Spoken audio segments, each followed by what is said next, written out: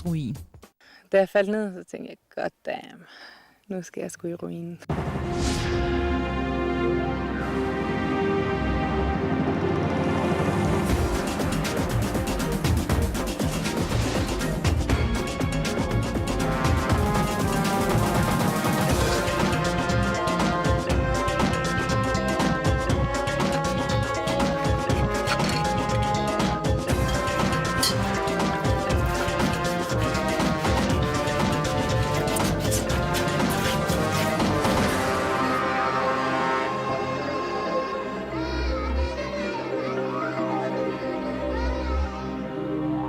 Da jeg tog hjemmefra, der var min allerstørste frygt. Det var at ende ude på ruinen. Og det var det eneste, som jeg sagde, kunne knække mig. Og det var det eneste, som ikke måtte ske.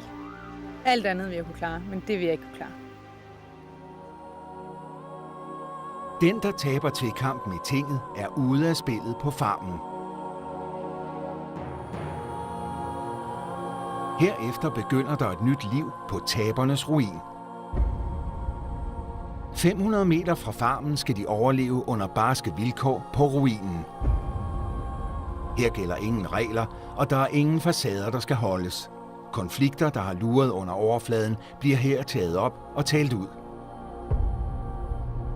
Hver dag er en kamp for at holde sammen på sig selv og på hinanden. Den mest udholdende kan gå hjem 250.000 kroner rigere som vinderen af ruinen.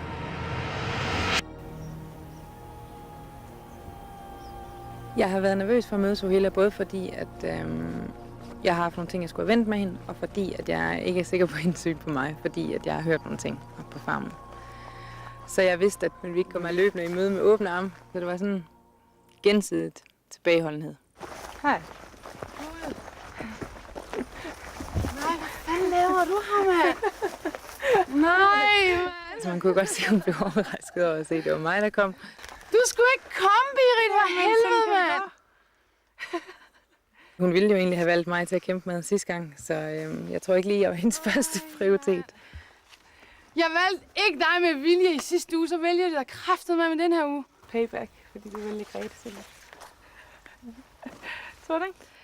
Jeg tror, vi havde det lidt ambivalent begge to, og havde det lidt svært med det. Sorry, så lader vi. Da jeg så Soheila, så tænkte jeg, så må vi starte forfra og se, hvad vi kan finde ud af herfra. Næsten lige da du var røget ud, der kom det frem til aftensmad, at du havde fortalt nogle historier om folk, som ikke passede. At du havde sagt nogle ting om folk, som simpelthen bare for at skabe splid.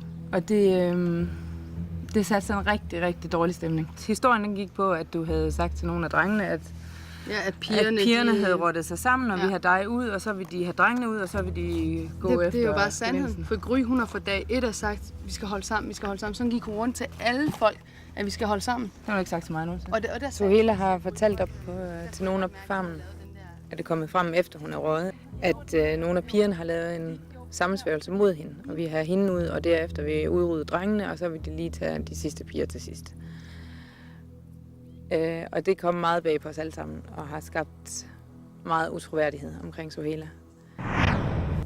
Jeg snakkede med Soheila i går, og Soheila sagde til mig, at der var nogle piger, der havde rottet sig sammen, og ville udrydde drengene en efter en, og skære den øvrige pigeflok fra, og selv sidde i finalen. Og det var det, deres plan var. De personer, der var der, det var Gry, Jeanette, Hanne og Berit. Og hvis I siger, at der ikke er det, så tror jeg 100% på det. Det er det værste gang lort, jeg nogensinde har hørt. Fuldstændig forrygt, det der. Fuldstændig. Det har ikke noget på sig overhovedet. Sympati og ikke andet. Okay. De sagde, at det, der var blevet sagt, det var, at mig og Gry og Jeanette og Hanne skulle have rottet os sammen mod dig. Ja. Det var det, der blev sagt. Ja. Og det er simpelthen... Det har ingenting på sig. Jeg snakker meget mere med dig, end jeg snakker med både Jeanette og Gry. Okay. Og det synes jeg bare...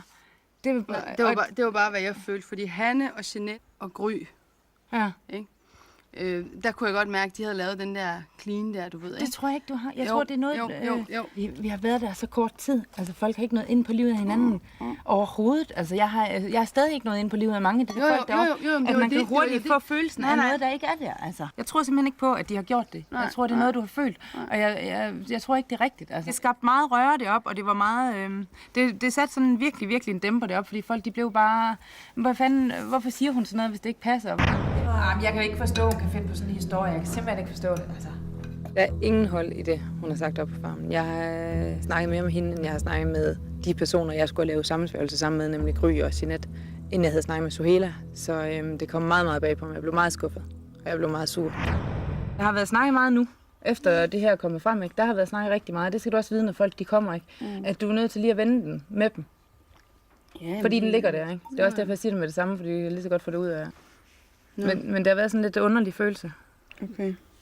Jeg synes altid, det er svært at skulle omgås folk, man ikke ved, hvor man har. Og man ikke ved, om man kan stole på, hvad de siger.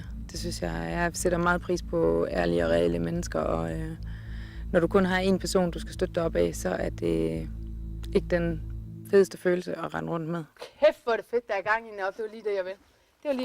Det var simpelthen payback. Jeg synes, det var rigtig latterligt, at Sohela valgte Grete som farmer. Sohela, du skal nu pege på den, du synes skal være den nye farmer. Jeg har en mistanke om, at Sohela peger enten på mig eller René. Og det siger jeg ud fra de sidste ord, hun sagde, da hun gik. Jeg har valgt en person, som vil glæde mig, og vil måske gøre det lidt sur for jer. Og min beslutning er Grete.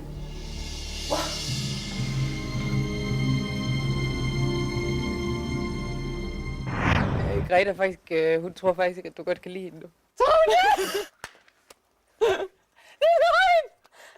Hold kæft, hun er dum, mand! Kan hun ikke lægge 2 og 2 sammen? Jeg vælger hende, for hun ikke skal sidde her. Sohela, hun kom hen til mig i går og sagde, at hun havde ændret syn på mig og sådan noget. Så det kan godt være, at hun har set den virkelige jeg afsted.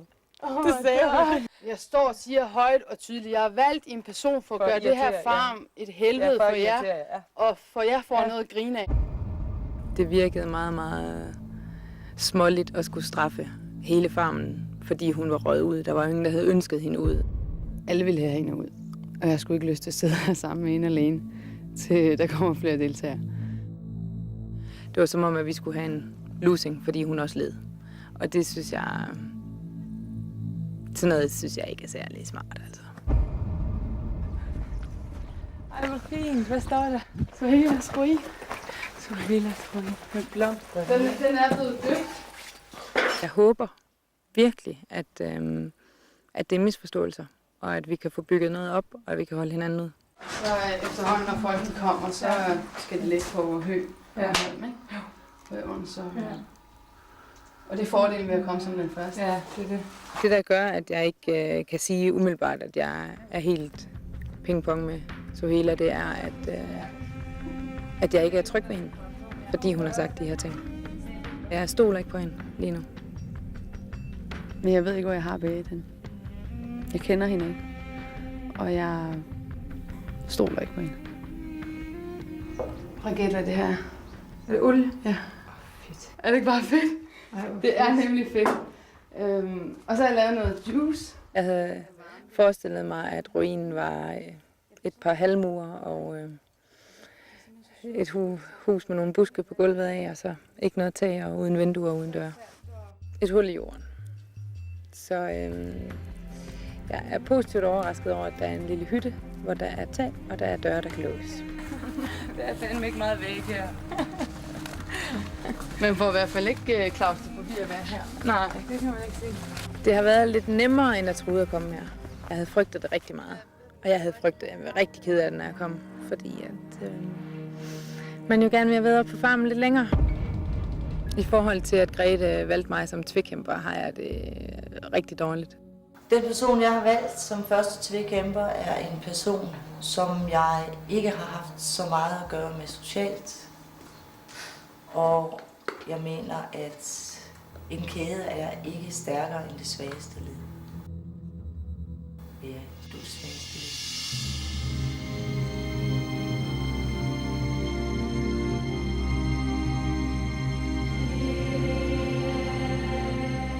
Jeg synes, hendes begrundelse var rigtig, rigtig lav. Jeg synes ikke, den havde noget som helst på sig.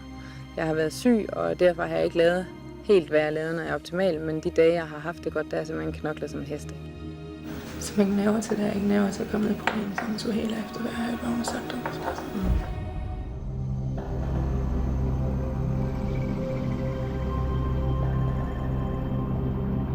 Berit, du skal pege på, hvem der skal være anden tvikæmper. Jeanette. Jeg valgte Jeanette som anden tvikæmper på det grundlag, at jeg simpelthen ikke har haft noget til kontakt med hende.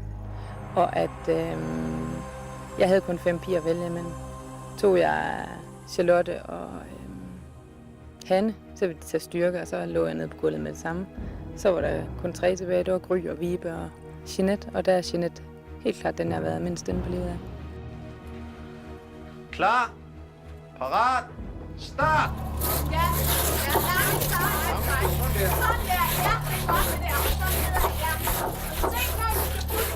Kampen, den står meget uklart for mig stadigvæk. Jeg tror, man har så meget adrenalinkick og kæmper så hårdt, at tingene forsvinder fuldstændig. Man fokuserer sig fuldstændig på det, der man skal have gjort, og det eneste, jeg har set for mig, det er den der sav og de der brædder, der bare skal...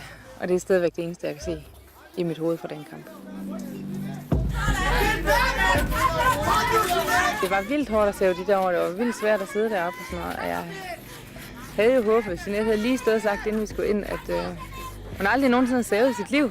Og jeg havde stået og savet brænde hele dagen i går, så jeg tænkte, okay, måske har jeg sgu en chance her. Men det havde jeg ikke.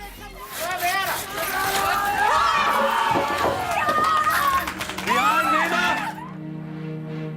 Da jeg faldt ned, så tænkte jeg, godt damn, nu skal jeg sgu i ruinen. Hvor du skal? Du skal så bare skrive, du. Har du Nej, jeg har ikke skrevet, for jeg kunne ikke finde ud af datoen. Nå, men det er den. Det er bare sådan lige, man kan. Sådan der.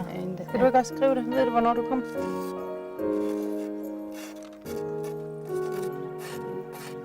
Altså at være alene med Berit, det overlever jeg. Jamen, det er da fedt. Hvis jeg kan overleve sammen med alle de andre strudse på farmen, så kan jeg også overleve med hende. Hvad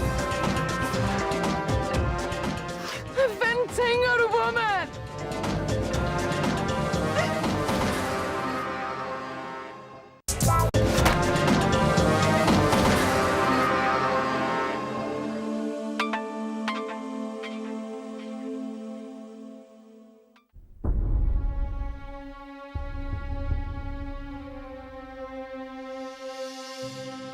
I ved sgu alle sammen, hvordan jeg har haft det med det her. Og jeg finder det ikke godt med mig selv. Jeg kan ikke selv være med. Jeg kan ikke åbne mig op, så længe der er kamera på osv. Det vil sige, medvirkning i programmet, det er sgu ikke mig. Jeg har valgt at trække mig. Jeg kan ikke mere. Godt. Så det er for en god snak den aften. Ja, selv tak. Det er noget, der fik mig til at tænke. Hej Simon. Hej vel. Brian, ha' det godt. Pas godt på dig selv. Kom godt Vi er nede i København, så vi simpelthen har det der Nia-diskotek i orden. Ej, hvor fedt, mand! Hej Søde. Hold kæft, det er godt! Nå, er du åndssøg? Det er ikke juleaften endnu. Skal du holde jul her? Men hvad fanden laver du, mand? Hvorfor kom du ind? Det er godt, du kom. Jeg tænker på mig selv. Ej, hvor er det fedt, Brian, mand. Hvorfor blev du ikke? Brian, han har valgt at forlade farmen.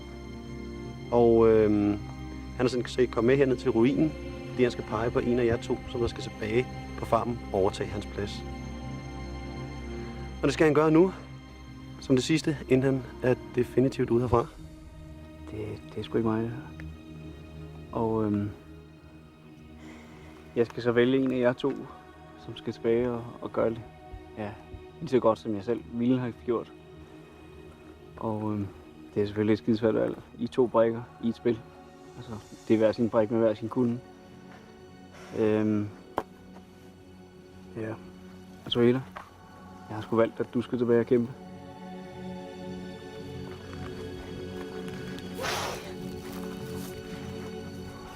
Jeg var så glad efter så mange dage gå her alene, ikke?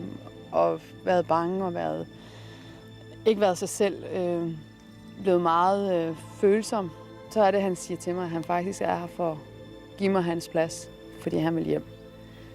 Og så havde jeg ham.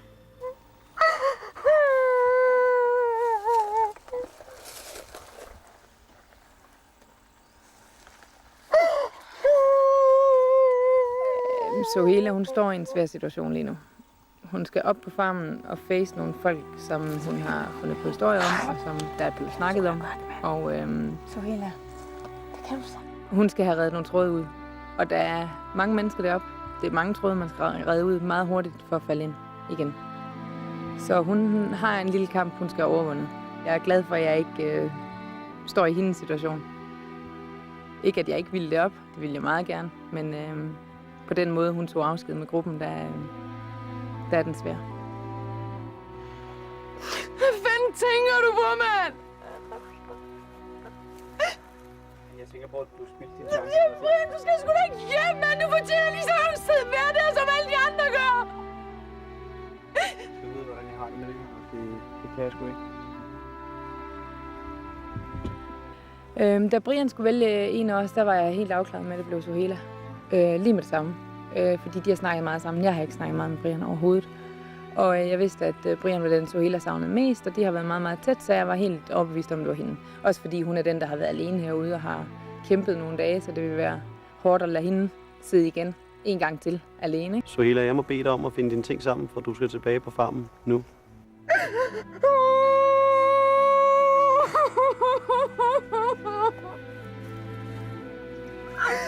Hun var nødt til ligesom at face, hvad hun havde skabt af røre, ikke? Og det tror jeg ikke lige, hun havde regnet med på den måde her. At det ikke var i hendes kontrol. Det havde været meget så at hoppe op og ned af kæde, altså.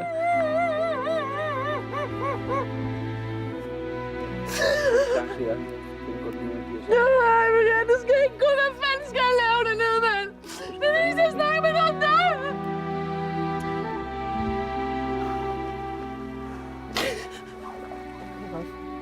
Fandme godt, du kan.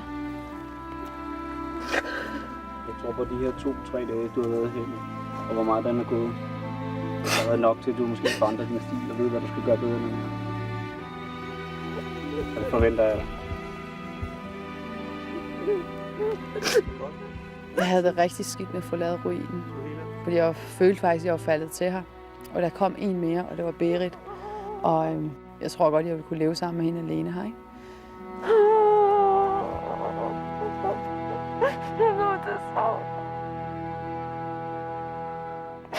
Det er meget mærkeligt at miste Sohela så hurtigt. Jeg er jo lige kommet, og så er hun væk igen, og så skal jeg være alene, og så skal jeg til at finde ud af alt det.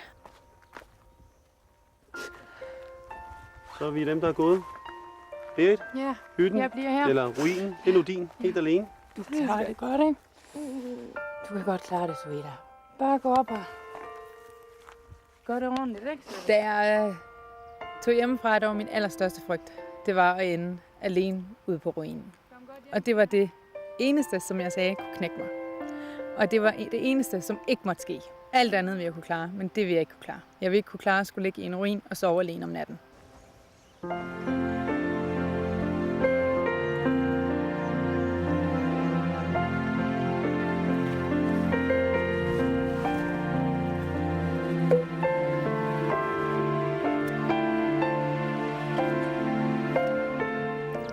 På en måde så er det lettende at kunne starte det hele forfra. Men jeg får muligheden for at starte det her op selv.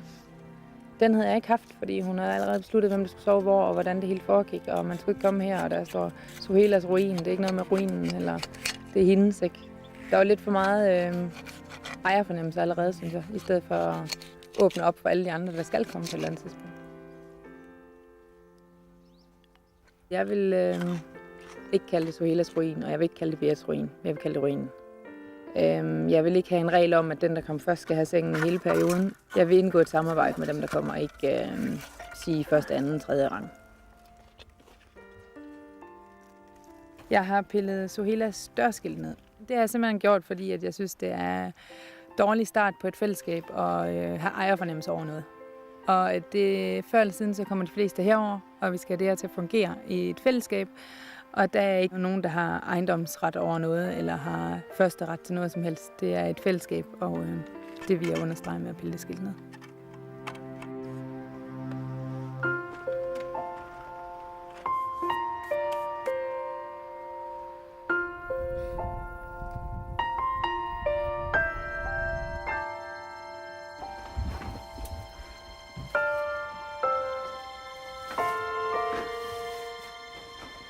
Den første nat, jeg skulle sove her alene, da det begyndte at blive mørkt, og jamen, jeg nåede ikke engang at tænke over det, for jeg var så udmattet. Det havde været sådan en begivenhedsrig dag, at jeg skulle bare sove, og jeg glædede mig som lille barn til at komme ind og ligge. Så jeg fik en rigtig god natsøvn.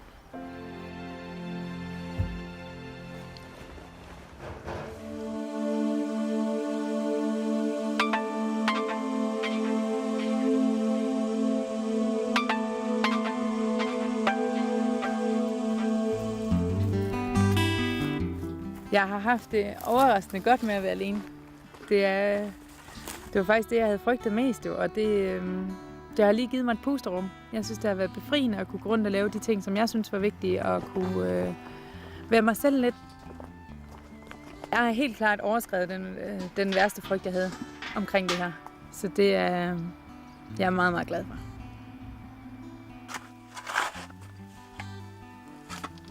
Det er meget anderledes at være her, end at være over på farmen. Derovre der er der mennesker hele tiden, og du får ikke et øjebliks ro, og der er altid nogen, du kan hive fat i, hvis du lige vil det ene eller det andet. Og der er hele tiden ting, der er i gang, og hele tiden ting, du skal hjælpe til med. Her der går du rundt med dig selv og skal finde ud af, hvad der skal tages hånd om, og du skal ligesom få tankerne til at køre.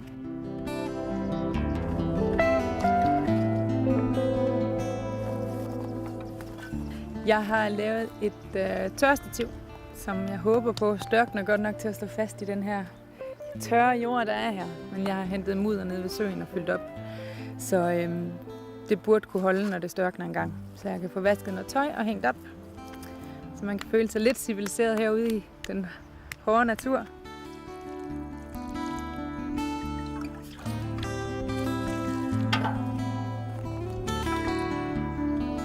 Farmen og ruinen er jo to vidt forskellige steder. Farmen er jo et velfungerende hus, der er møbler og veranda og sovesal og køkken, og der er det hele, hvad du skal bruge.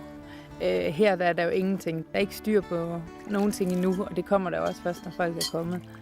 Kommer styr på de basale ting. Tingene skal i gang heroverfra, hvor de var færdige, da vi kom til farmen.